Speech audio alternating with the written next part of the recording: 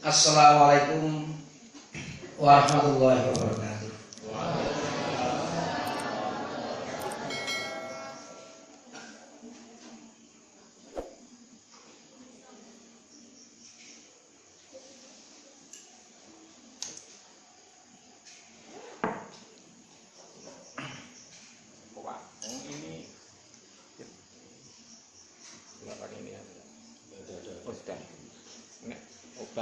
Alhamdulillah, alhamdulillahilladzi hadana li hadza wa ma kunna linahtadiya laula an hadana Allah. Asyhadu an la ilaha illallah wahdahu la syarikalah wa asyhadu anna Muhammadan abduhu wa rasuluhu la nabiyya ba'dah. Allahumma shalli ala Muhammad wa ala alihi wa ashabihi ajma'in, amma ba'd. Hadirun, hadirat sekalian yang berbahagia. Pertama, mari kita selalu panjatkan puji syukur kehadirat Allah Subhanahu wa taala atas segala nikmat yang telah diberikannya kepada kita semua, khususnya nikmat iman dan Islam. Bapak-bapak, ibu-ibu, sudah beberapa tahun saya ngisi kajian di KMM Meru ini, mulai dari 2018 ya. 2008. Ya. Nggak terasa itu. Berarti sudah 13 tahun.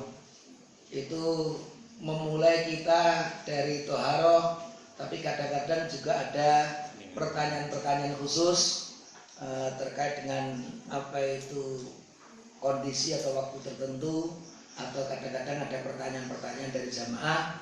Tapi kalau tidak ada, biasanya kita mulai dari toharoh.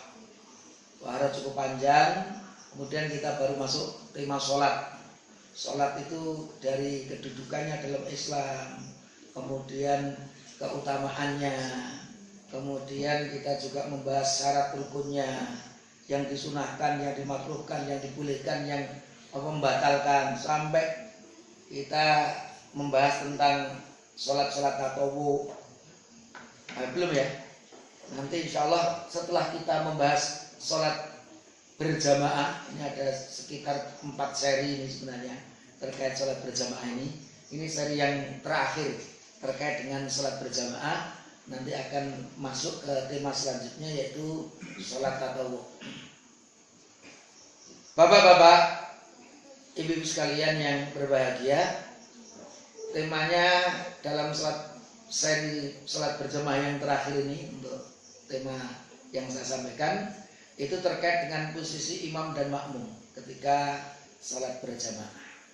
Tentunya kita juga sudah mengetahui dan bukan barang baru, karena setiap hari kita melaksanakannya dan sering tentunya kita lakukan itu dengan cara berjamaah.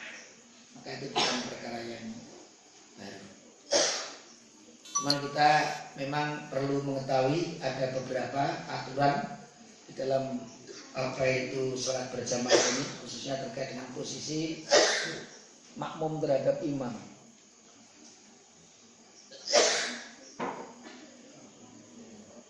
Mungkin agak kendor, kalau kendor pas, kalau nggak kepegang-pegang mungkin bisa. Yang pertama, ketika ada 2 orang laki-laki, ini sholat berjamaah yang paling kecil itu dilakukan dengan 2 orang. Salah satunya laki-laki dengan laki-laki berdua. Maka kalau posisinya kita itu berdua, sama-sama laki-laki, maka posisi apa itu makmum itu berada di sebelah kanannya imam. Jadi nanti kalau kita melihat ada 2 orang berjejer kok sholat, itu tentunya kita harus tahu itu yang kiri itu imamnya, yang kanan itu adalah makmumnya. Jangan sampai kita salah narik itu. Yang kita tarik imamnya. Jadi yang kita tarik makmumnya, yaitu yang di sebelah kanan. Itu kalau jamaahnya ada 2 orang laki-laki, kita menjadi orang yang ketiga. Di dalam hadis yang sahih diriwayatkan oleh Imam Al-Bukhari, ini ceritanya dari sahabat Abdullah bin Abbas. Tapi memang Abdullah bin Abbas itu salah satu sahabat remaja. Jadi ketika Rasul wafat pun sahabat Abdullah bin Abbas itu kurang lebih umurnya baru sekitar 13 tahun. Jadi masih sangat remaja. Maka ketika Rasul masih hidup, beliau nggak mungkin di atasnya 13 tahun itu kan, sangat remaja. Itu sahabat Abdullah bin Abbas. Saya pernah bermalam menginap fi baiti kholati, di rumah bibiku. Itu kalau kholatun itu kalau dalam bahasa Arab dibedakan dengan amah. Kalau amatun itu dari keluarga bapak. Kalau kholatun bibi dari keluarga ibu, ini sama-sama bibi dari bapak atau bibi dari ibu. Jadi Maimunah itu adalah bibi dari ibu untuk apa itu Abdullah bin Abbas. Fa shalla Rasulullah sallallahu alaihi wasallam al-isya. Maka Rasulullah salat isya, kemudian datang ke rumah, kemudian setelah salat isya beliau salat 4 rakaat dan seterusnya. Nah, ketika salat malam, faqumtu an yasarihi, aku berdiri di sebelah kirinya Rasul. Faja'alani an yaminihi, maka Rasul menjadikanku berada di sebelah kanan beliau.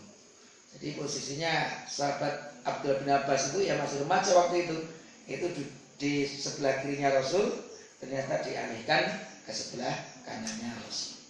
Itu artinya ini aturan di dalam sholat berjamaah, karena kita tahu sholat itu termasuk ibadah yang mahdhah, prinsipnya harus ada perintah.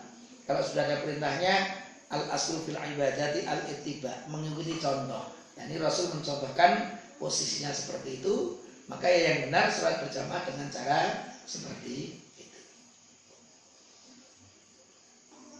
Rasul tidurnya itu ternyata miring ke arah kanan. Ini terkait dengan apa itu bangunnya Rasulullah itu di waktu malam itu. Ternyata Rasul itu biasa tidur itu miringnya ke arah kanan. Di dalam hadis yang diriwayatkan oleh Imam Bukhari dari Al-Barra bin Azib berkata, karena Rasulullah dulu Rasulullah Sallallahu Alaihi Wasallam idza awa ila firasyi, jadi beliau apabila berniat menuju kamar tidurnya untuk berniat untuk tidur, nama ala syakil aiman, beliau itu miring ke arah kanan. Jadi miringnya ke arah kanan. Kemudian beliau berdoa, Allahumma aslamtu nafsi, ya Allah aku serahkan diriku, dan seterusnya. Ini doanya ketika kita mau tidur. Man qalahunna summa mata, siapa yang berdoa seperti yang dibacakan oleh Rasul tadi, kemudian meninggal di malam itu setelah dia berdoa, mata alal fitrah, maka dia meninggal dalam keadaan telah suci. Karena di sini penyerahan kepada diri kita kepada Allah dan seterusnya. Tapi kita membahas terkait dengan miringnya Rasul, ternyata ketika tidur itu ke arah kanan. Ada beberapa hikmah memang, ternyata kalau kita kaji miring ke arah kanan, bapak-bapak, ibu-ibu. Menurut apa itu teori ilmu, itu hikmahnya apa miring ke arah kanan itu? Menurunkan aktivitas sistem saraf sehingga detak jantung dan tekanan darah bisa menurun. Kemudian melindungi kesehatan jantung. Namun menurut ilmu kesehatan ini ada catatan, bapak-bapak. Bagi yang memiliki masalah dengan asam lambung, miring ke arah kanan itu dapat memperbesar risiko terjadinya GERD atau heartburn. Ini berdebar, mudah berdebar atau merasa cemas atau panik. Kalau umpamanya kita apa itu miring ke arah kanan kok suka berdebar atau ada kecemasan, rasa panik, itu tanda-tanda mungkin kita punya asam lambung. Ini menurut ilmu, jadi bisa, ini bukan kodnya ya, ini berdasarkan penelitian seperti itu. Lagi yang menarik, efek samping dari tidur miring ini tidak disebutkan, memang baik kanan maupun kiri. Tapi Rasul milih ke arah kanan tadi.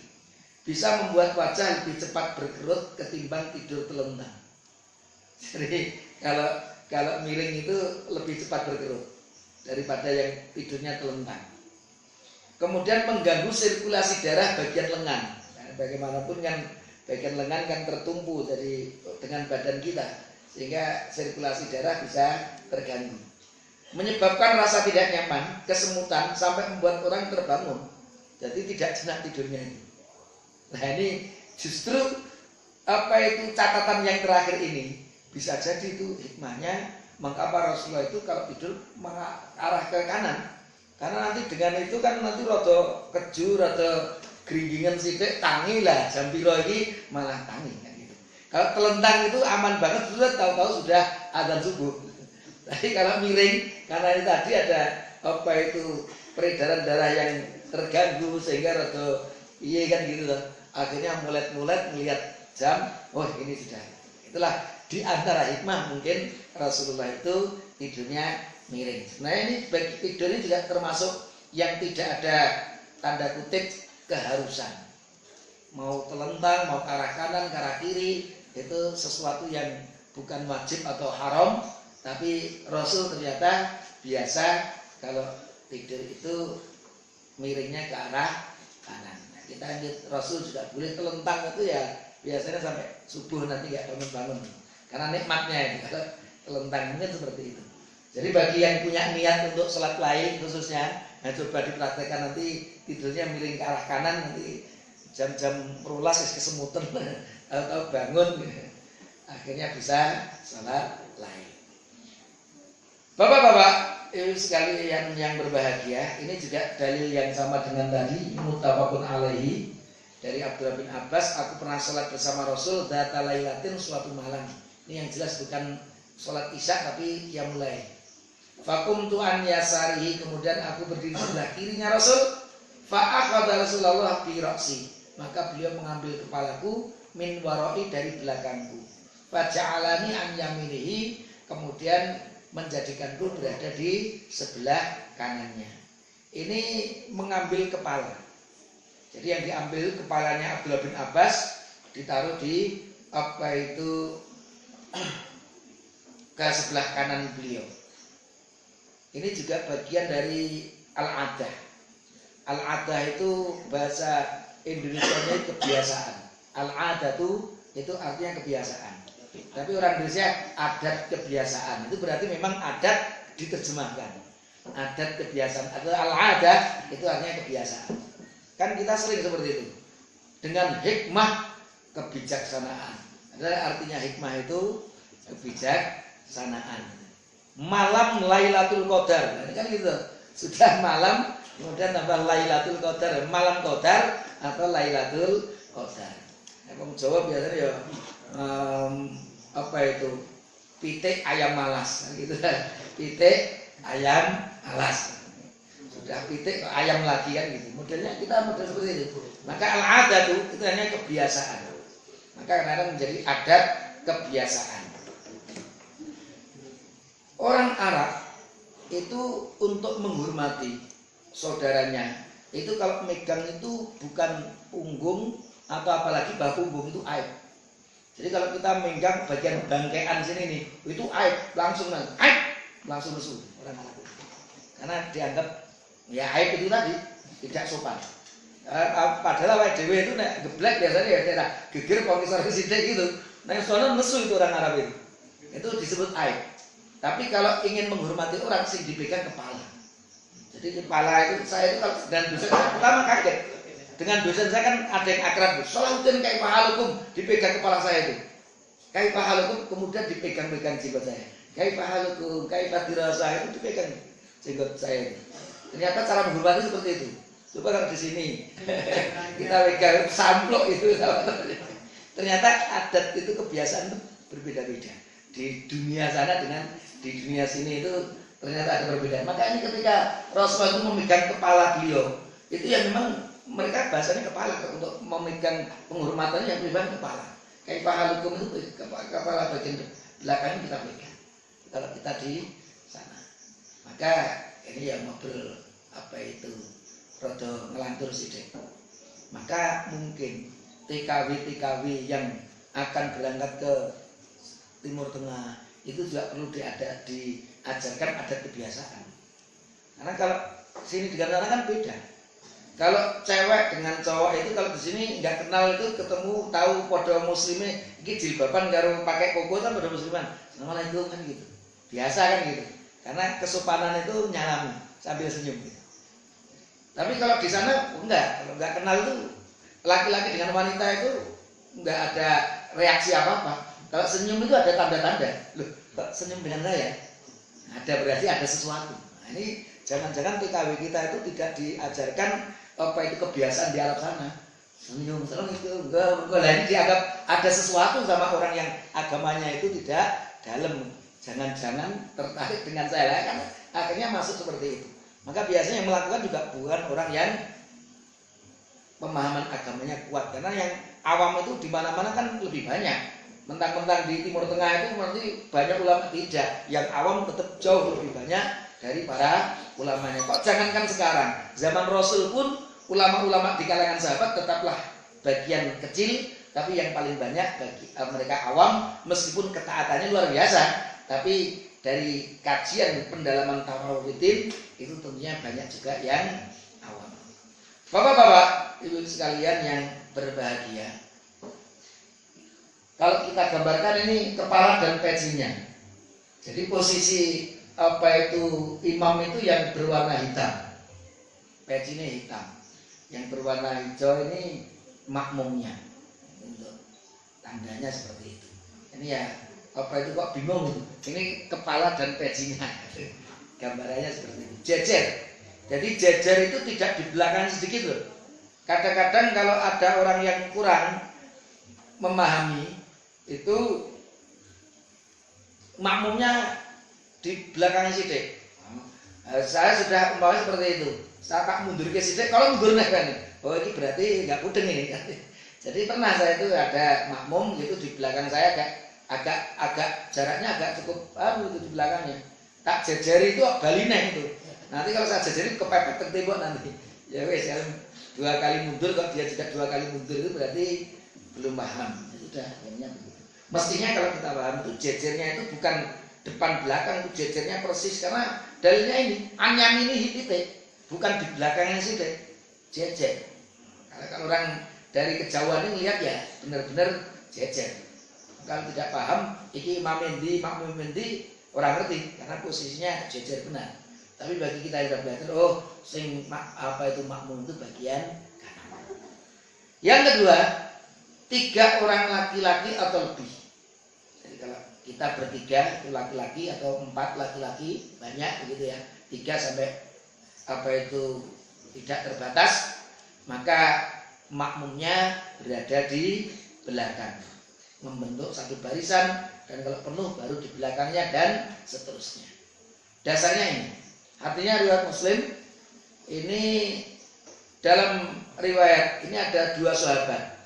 Yang satu namanya Jabir, yang kedua namanya Jabbar.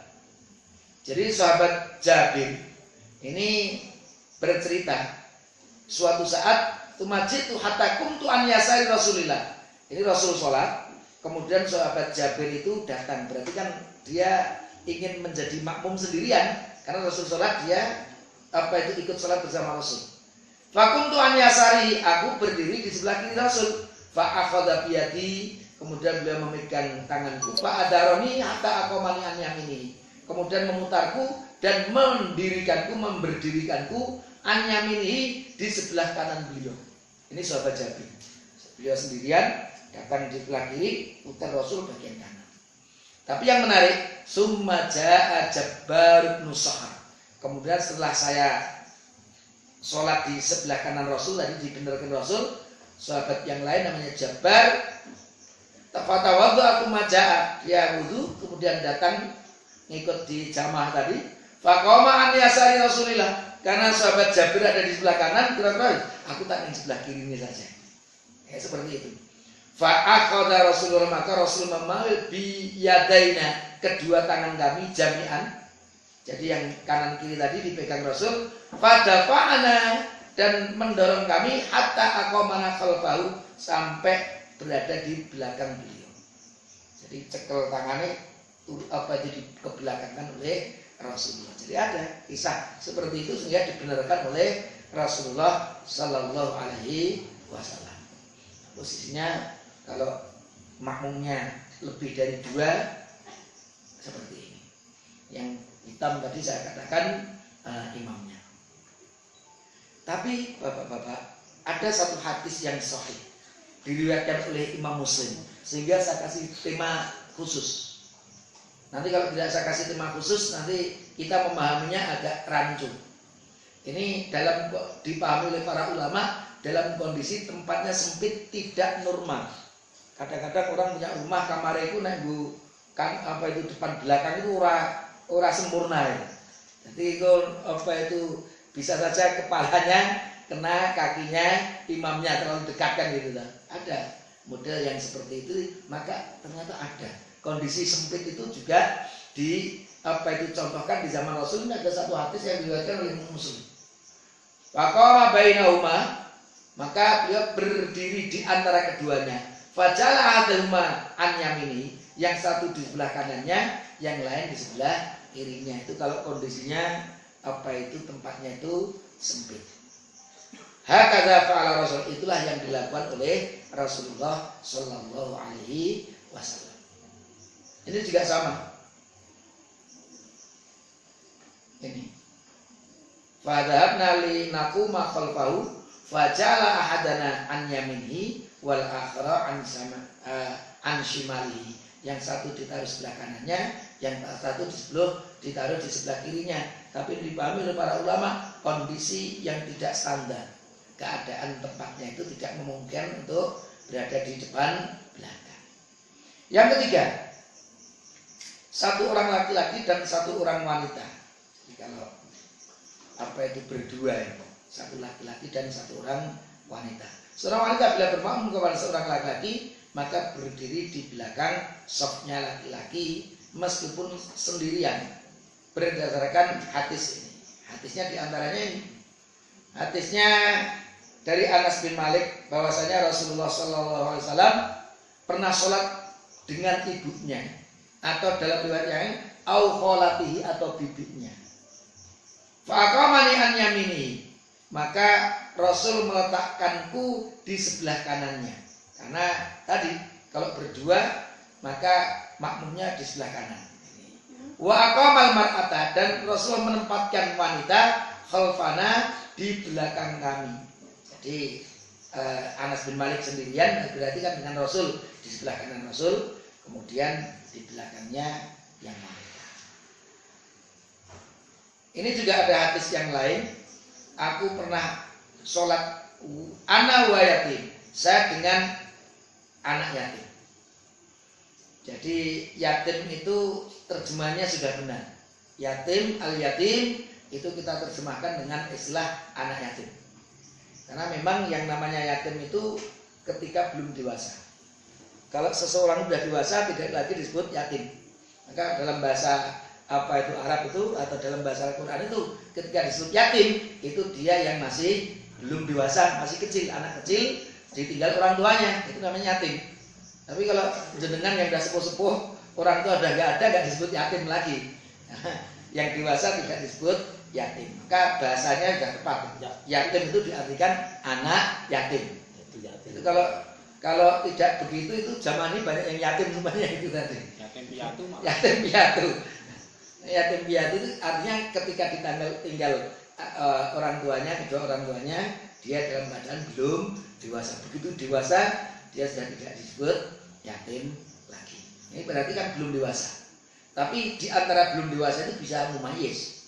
Kalau dia sudah bisa sholat dengan benar dari takbiratul ihram sampai salam itu wis, apalagi dungane wis benar, meskipun dia belum dewasa, belum balik, maka dia sebut seorang yang mumayyiz. Ini disamakan dengan yang sudah dewasa. Jadi ini yatim ini kan dari sisi umur belum dewasa, tapi kok bisa sudah sholat bersama Anas bin Malik, artinya dia sholatnya sudah benar. Maka dipahami mumayyiz. Belum dewasa tapi mumayyiz. Karena kalau bayi Allahu Akbar lari rono rene, itu tentunya dianggap makmumnya berarti hanya satu. Karena yang satu begitu takbiratul ihram ditinggal bapaknya langsung melayu rono rene, atau mungkin satu rakaat baru wis amblas hilang, itu namanya ya belum bisa sholat. Maka itu dianggap seperti makmum sendirian. Tapi kalau yatimnya ini udah bisa sampai salam, biasanya sholat udah bener, ya posisinya berarti di belakang berdua kan itu. Anak wa yatim, saya dengan anak yatim itu fi baitina di rumah kami khalfan Nabi, di belakang Nabi. Maka yatim di sini bukan anak kecil yang umur 1 tahun 2 tahun, tapi yang menjelang dewasa, yang sudah mumayyiz, kira-kira begitu. Nah, itu. Wa ummi Ummu Sulaim khalfana, dan ibuku berada di belakang kita. Ini kalau kondisinya dasarnya hadis-hadis tadi, maka kalau satu orang laki-laki dan satu orang wanita, posisinya depan belakang bukan kanan kiri. Yang keempat, 2 orang laki-laki dan 1 wanita atau lebih.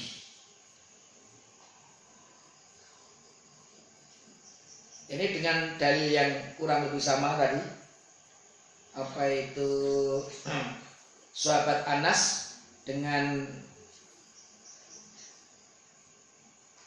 ketika sendirian ini, fa'akomani an yamini, ini berarti riwayat ini ketika Anas bin Malik, sahabat Anas bin Malik itu sendirian, diberdirikan di sebelah kanan Rasul, kemudian wanita di belakangnya. Ini terkait dengan posisi makmum terhadap imam.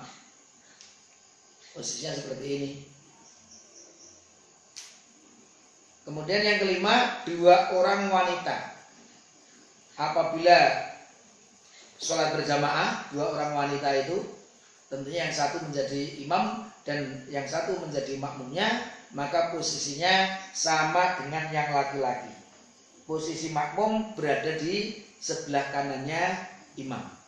Kalau berdua wanita, yang kiri jadi imamnya, yang sebelah kanan itu makmumnya. Itu ketika berdua.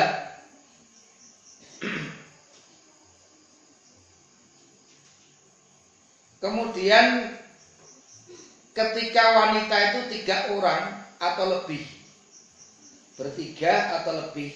Kalau laki-laki tadi kan imamnya di depan, makmumnya kalau sudah 2 lebih itu berada di belakang. Tapi ternyata untuk wanita itu berbeda. Maka imam itu berdiri di tengah-tengahnya, tidak di depannya. Jadi kalau kita melihat dari kejauhan itu satu shaf. Salah satunya itu adalah imamnya. Terkait dengan tengah itu kesunahan untuk itmamus sholat, menyempurnakan sholat. Tapi kalau posisi imam itu rada biring ke kanan sidik atau ke kiri sidik, sholatnya tetap sah. Tapi yang utama posisi imam di tengah-tengah. Dasarnya mana? Dasarnya kan di sahabat Jabir dan Jabbar. Kan begitu kan? Dasarnya seperti itu. Jadi kanan, kiri, nanti datang lagi kanannya, datang lagi kirinya. Jadi usahakan imam itu berada di tengah jamaah. Nah, kalau di masjid itu ya yang paling tepat imaman itu di tengah-tengahnya. Meskipun anak-anak itu imam tempat imam itu rada miring ke kiri atau rada miring ke kanan itu ya tetap sah. Biasanya di masjid-masjid yang kiblatnya itu rada miring itu tidak bisa di tengah-tengah. Tapi nggak ada masalah. Itu tentunya lebih utama. Kenapa? Menghadap ke arah kiblat itu bagian dari syarat sahnya sholat bagi yang mampu. Sementara posisi imam di tengah-tengah jamaah itu bagian dari keutamaan atau kesunahan. Maka yang wajib harus didahulukan dari yang sunnah. Ya, seperti itu. Kemudian posisinya tetap berjejer. Bahwa Salamah ammat hunna pernah mengimami banyak wanita, sesama wanita. Fakanat wasatan, dan beliau berada di tengah-tengah dari jamaah wanita itu tadi. Ini bukan berdiri di depan seperti posisi laki-laki, tapi satu soft. Kalau orang dari kejauhan nggak ketahuan ini yang jadi imamnya yang mana nggak tahu karena jejer. Itu untuk kondisi jamaahnya wanita semua seperti ini, kanannya kirinya diutamakan posisi imam berada di tengah, meskipun kalau tidak tengah juga tetap sah. Yang ketujuh, ada beberapa orang laki-laki dan beberapa wanita. Ini artinya jamaah normal. Kalau kita di masjid agung atau di masjid besar, jamaah laki-lakinya banyak, jamaah wanitanya banyak. Bagaimana posisinya? Posisinya seperti yang disebutkan oleh Rasulullah dalam hadis yang diriwayatkan oleh Imam Muslim. Dari sahabat Abu Hurairah radhiyallahu anhu berkata, bahwa Rasul pernah bersabda, khairu sufufir rijal, sebaik-baik safnya laki-laki, awwaluha, yang paling depan, wa syarruha, dan yang paling syarru itu paling jelek. Jadi bahasa Indonesia bahasa Arab masuk bahasa Jawa juga ya. Syarrun itu syarru. Syarru.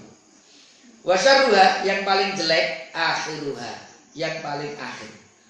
Wa khairu suwufil an-nisa, dan sebaik-baik safnya wanita, akhiruha, yang paling belakang. Wa syarruha awwaluha, dan yang paling jelek adalah yang paling depan. Ini untuk kondisi jamaahnya itu komplit, jamaah laki-laki banyak, jamaah wanita banyak. Kita tidak berbicara tentang jamaah itu wanita semuanya. Kalau jamaah wanita semuanya tadi digambarkan tadi, posisi imam di tengah-tengah, nanti kemudian itu ke kanan, ke kiri, ke belakangnya, seperti itu. Tapi kalau jamaahnya laki-laki dan itu wanita, maka posisi yang terbaik wanita itu paling belakang.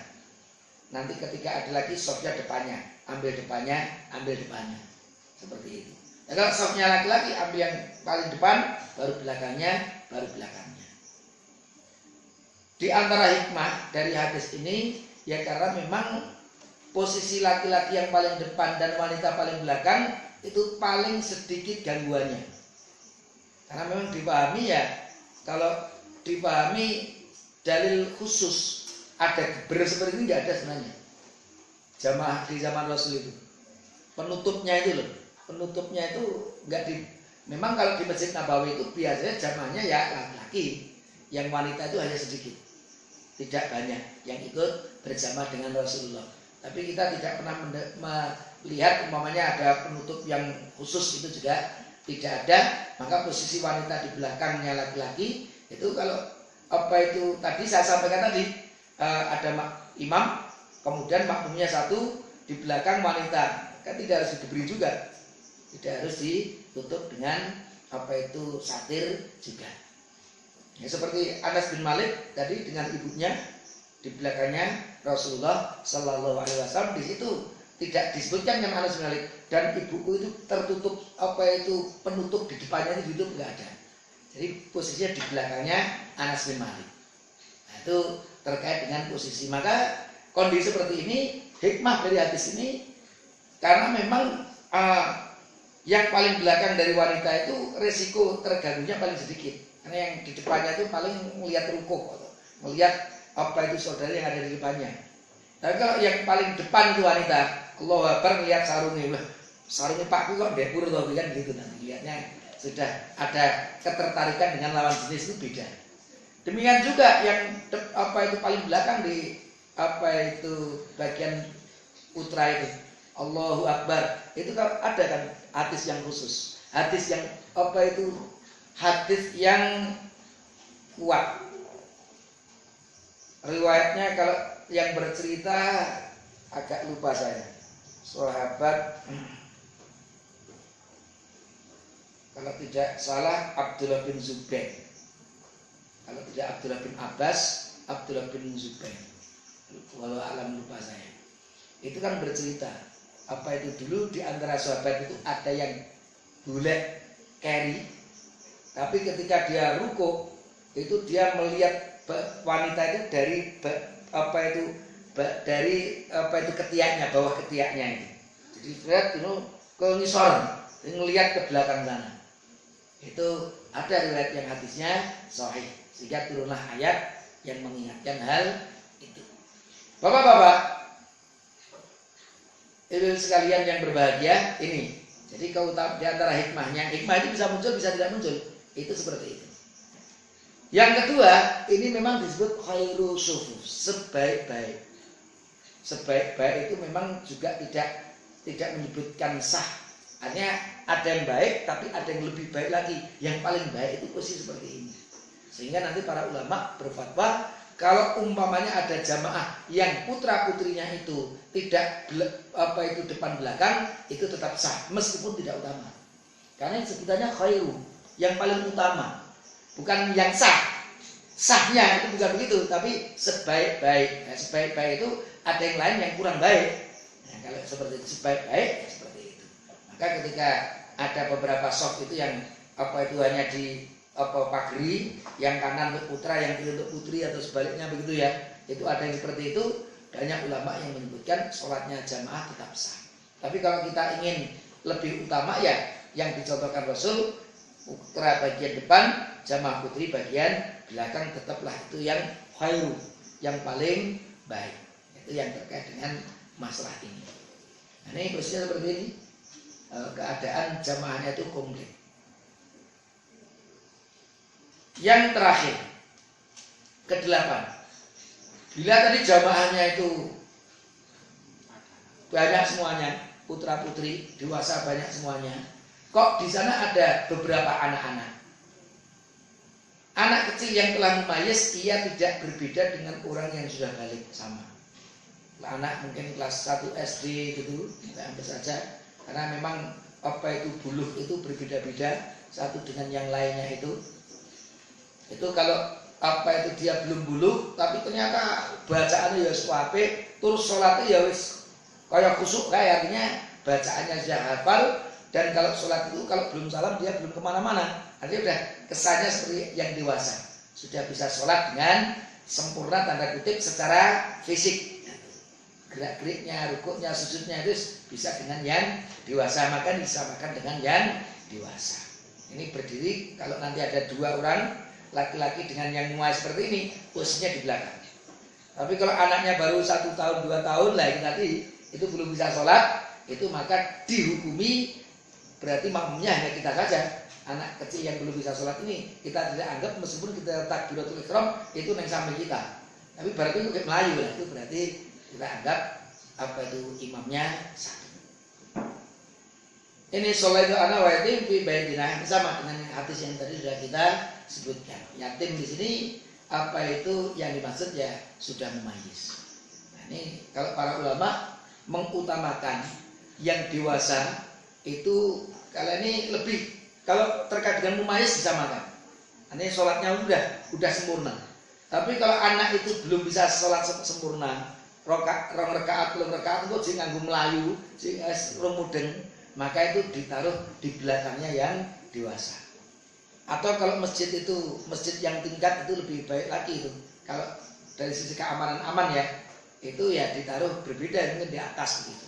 Tapi kadang-kadang risikonya yang dua itu malah rame dewe. Nah, itu kadang-kadang seperti itu ya, ada ternyata plus minusnya.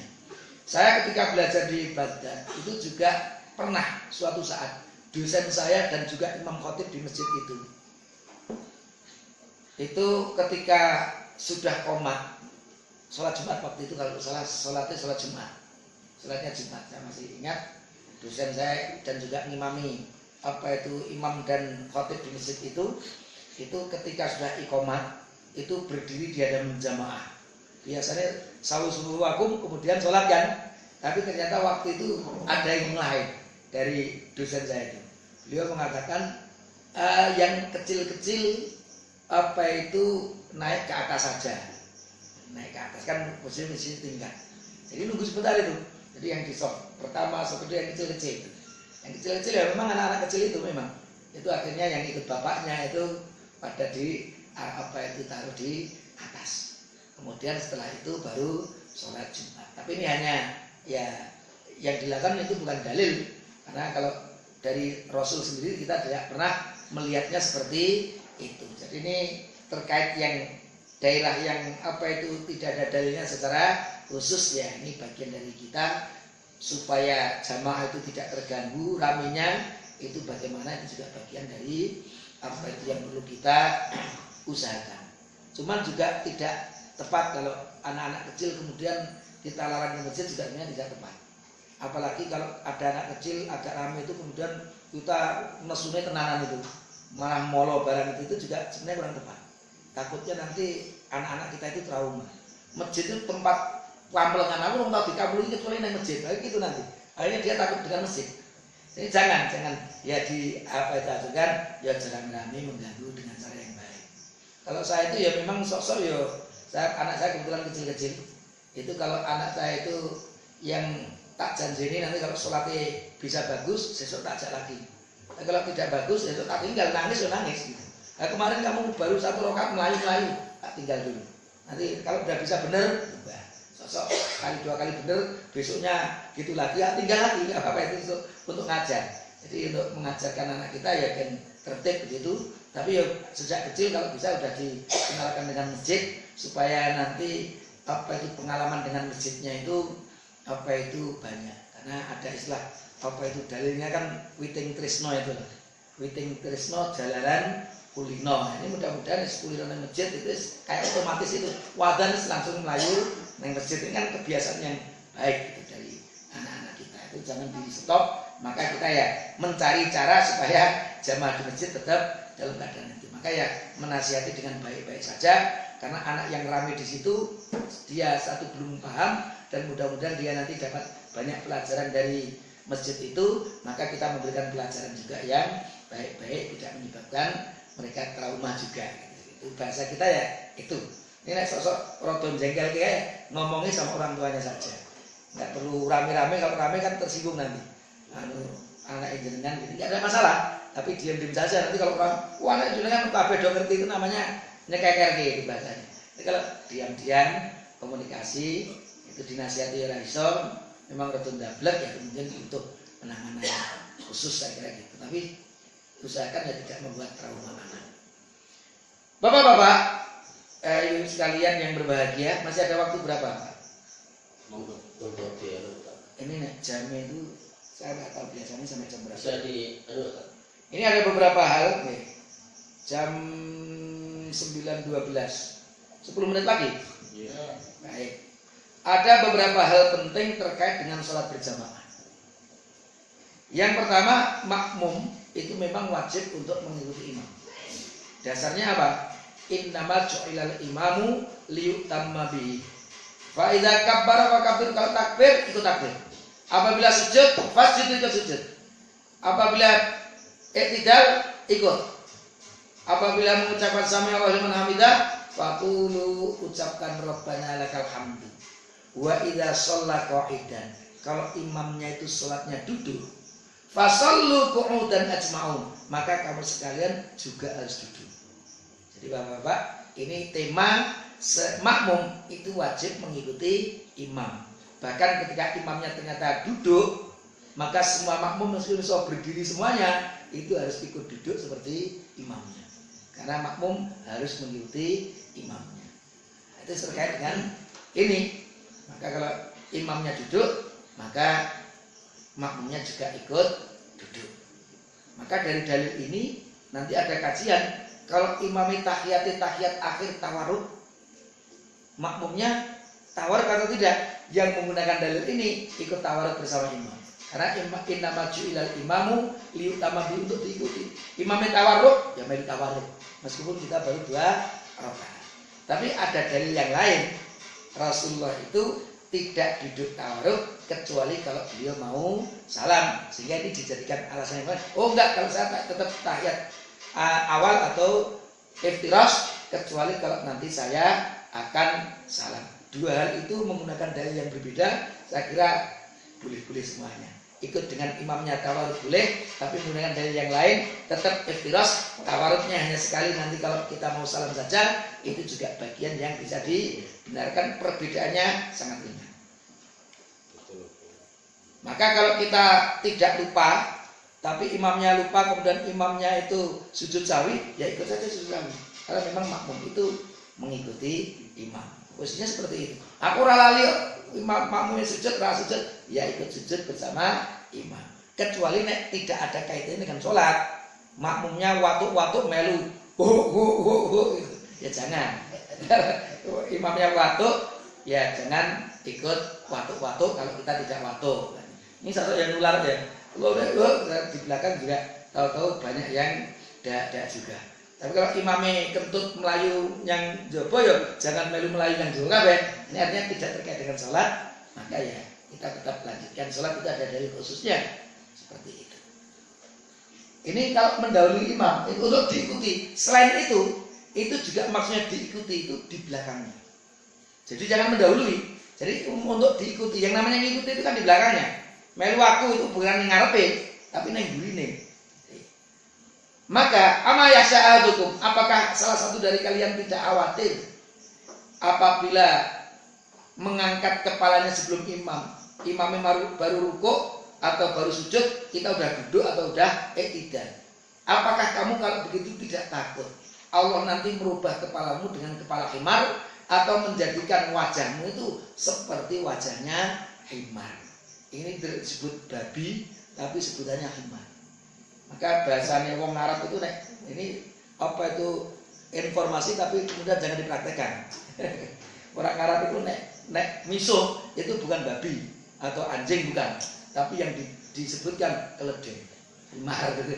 Jadi karena memang bahasa agama kita baik dari ayat dari hadis itu untuk menggambarkan kebodohan, menggambarkan ketidakpahaman, menggambarkan ketidaktaatan, itu himar.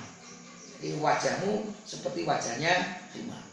Kalau orang Arab itu himar entah itu udah nesu itu. Kalau udah muncul himarnya itu udah apa itu misuh. Tapi kalau itu agamanya berarti ya hati-hati itu.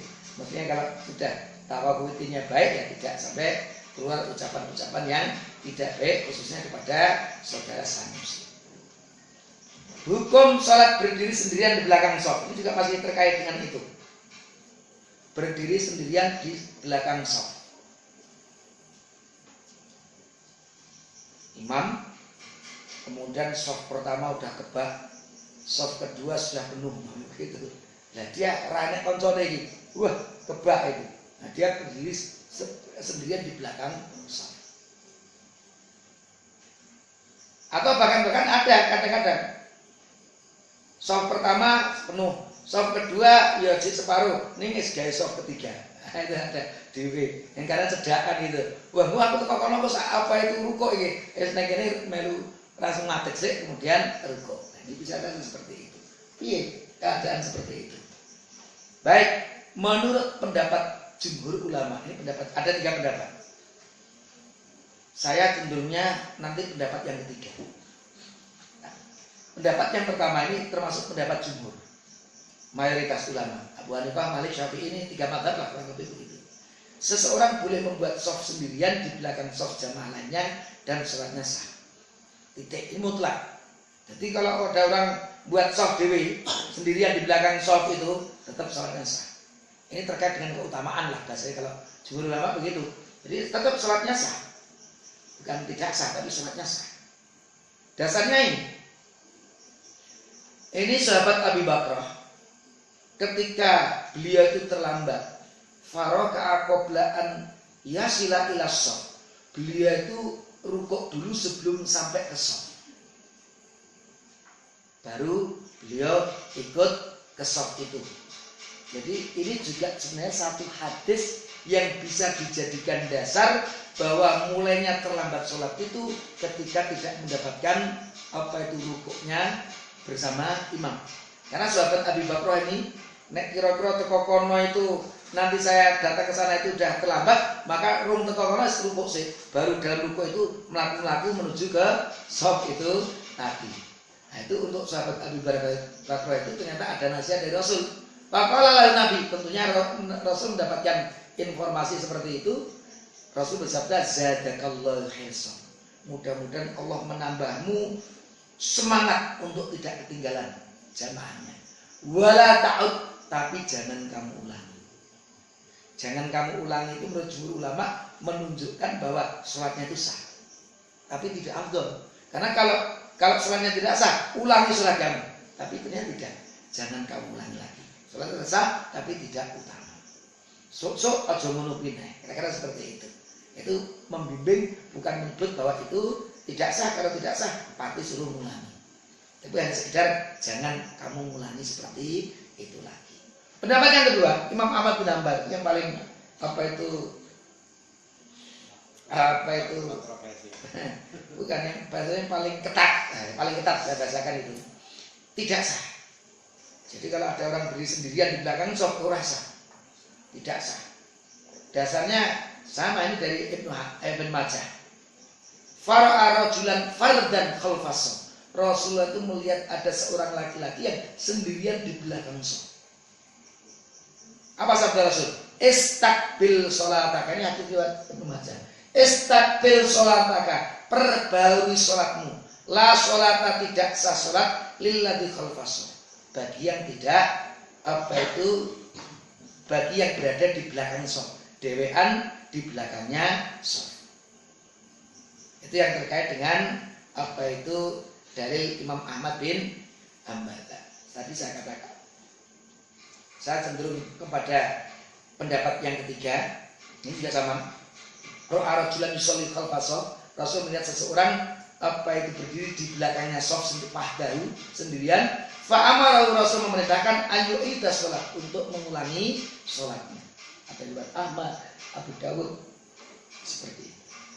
Nah, dua hadis tadi kan kesannya agak bertentangan kan, satu dengan yang lain. Maka kalau di Majlis Tarjih itu kalau ada ta'arud al-adillah, itu jalan yang pertama ditempuh itu adalah al-jam'u wa taufiq, mengumpulkan dan mengkompromikan.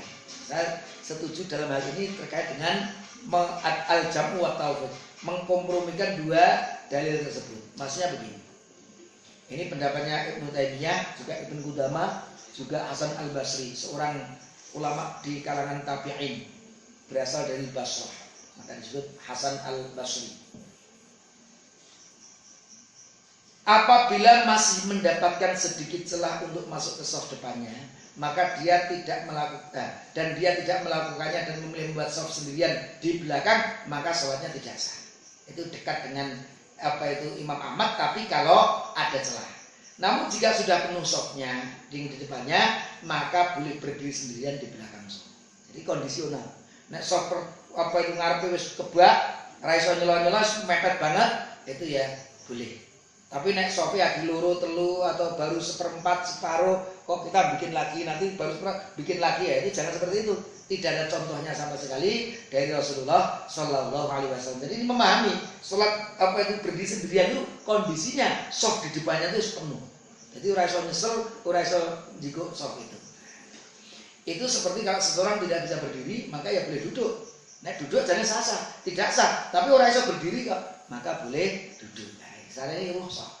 Mengambil kompromi dari al-jam'u wa taufiq dari dua hadis yang secara lafzi, yaitu kira-kira Rasul marah itu ketika itu apa? Dosofe ning ngarepe diukeh men ngono, melowong ngono kok jiko gurine. Kira-kira seperti itu tadi. Sehingga menggunakan fatwa yang ketiga. Maka kalau kita tidak kalau masih ada peluang masuk di shaf, sebaiknya kita tetap masuk di shaf. Kalau Abu Bakar tadi urung tekose lagi mlebu dhewe kan itu. Mlebu setelah rukuk. Seperti itu. Yang terakhir saja. Mengqadha yang terlambat atau menyempurnakan. Memang baru 8 menit tadi, saya minta 10 menit, baru 8 menit pasti nanti. Mengqadha atau menyempurnakan. Kalau sholat kita terlambat, sholat zuhur terlambat 2 rakaat. Itu yang 2 rakaat tadi kita qadha, atau sholat zuhur itu kita sempurnakan. Apa ya bedanya mengqadha dengan mensempurnakan? Mengqadha itu berarti kan yang tidak bisa dilakukan pada waktunya itu dilakukan di waktu berikutnya. Jadi kalau mengqadha sholat artinya apa? Nek sholat zuhur itu telah 2 rakaat. Nanti ketika imam salam, maka kita sholatnya itu rakaat pertama dan kedua karena diqadha. Kan tadi bersama imam kan rakaat ketiga dan keempat. Maka ketika imam salam, maka dia mengqadha yang 1 dan 2. Maka bacanya Fatihah dan surah. Fatihah dan surah, Fatihah dan surah. Itu mengqadha. Tapi kalau menyempurnakan sholat, artinya ketika kita terlambat 2 rakaat, maka rakaat keempatnya imam itu adalah rakaat kedua kita. Ini nanti juga dijadikan dalil bagi makmum yang ketika imamnya itu tawarruk, duduknya tahiyat akhir, tapi tetap iftiros. Karena ini posisinya menyempurnakan. Jadi rakaat 4-nya imam itu adalah rakaat 2-nya dia. Sehingga ketika imam salam, maka dia melanjutkan rakaat ketiga dan rakaat keempat. Maka sholatnya nanti berdirinya cukup membaca Al-Fatihah saja, rukuk, rakaat keempat Al-Fatihah, rukuk. Karena itu menyempurnakan. Nah, sing bener itu atau sing kuat itu mengqadha atau menyempurnakan. Yang menjadi masalah sebenarnya ternyata ada dalil mengqadha. Ini yang diqadha itu riwayatnya An-Nasai. apabila kamu mendatangi sholat maka janganlah kamu sholat dengan tergesa-gesa, melayu-melayu, apa itu sifat kuping kata begitu. Wa tamsun, maka datanglah dengan berjalan, wa alaikumus sakinah, dan dengan tenang. Fama adrakum fasallu, kalau kamu dapat dengan imam ambillah. Wa ma fatakum, kalau kamu terlambat faqdu, maka qadholah. Ada bahasa faqdu, riwayat An-Nasai. Tapi ada riwayat yang lain ternyata idza sami'tum al-iqamah, apabila kamu mendengarkan iqamah, famsu ila salat, maka berjalanlah menuju salat. Waalaikum bisakinah, waalaikum bisakinah, hendaknya tenang. Wala tusri'um, janganlah kamu cepat-cepat tergesa-gesa. Fama adraktum fasallu, yang kamu dapatkan bersama imam, salatnya bersamanya. Wa ma fatakum, kalau kamu terlambat dari imam, fa'atimu. Jadi dalilnya ada. Cuman kalau kita lihat tadi riwayatnya itu apa itu? Riwayatnya itu faqdu, itu An-Nasai. Dan kalau fa'atimu itu Al-Bukhari. Dari sisi sanadnya itu ya kuat riwayat yang kedua ini. Maka saya melihat ini dua dasarnya ada juga. Maka mengqadha atau itmam itu bagian dari yang bisa didiskusikan, bisa diijtihadi. Tapi kalau saya diminta untuk memilih fa'atimu, ini yang lebih kuat, sempurnakan. Jadi kalau rakaat keempatnya imam, itu rakaat kedua kita, imam salam, kita menuju rakaat ketiga, dan rakaat keempat bukan rakaat 1-2 yang tadi belum kita lakukan. Apa itu karena terlambat dari imam baru kita lakukan. Itulah kurang lebih yang terkait dengan itu. Mungkin mudah-mudahan ada manfaatnya. Ini batas minimal kapan seseorang itu disebut masih dapat keutamaan sholat berjamaah. Oke, sholatnya diwe apa berjamaah, itu kapan batasnya? Ya insya Allah di lain waktu mungkin ada manfaatnya. Mudah-mudahan kalau ada kekurangan mohon maaf yang sebesar-besarnya. Saya kembalikan kepada Pak Sarwiji. Aku lu qauli hadza wa astaghfirullah li wa lakum. Wassalamualaikum warahmatullahi wabarakatuh.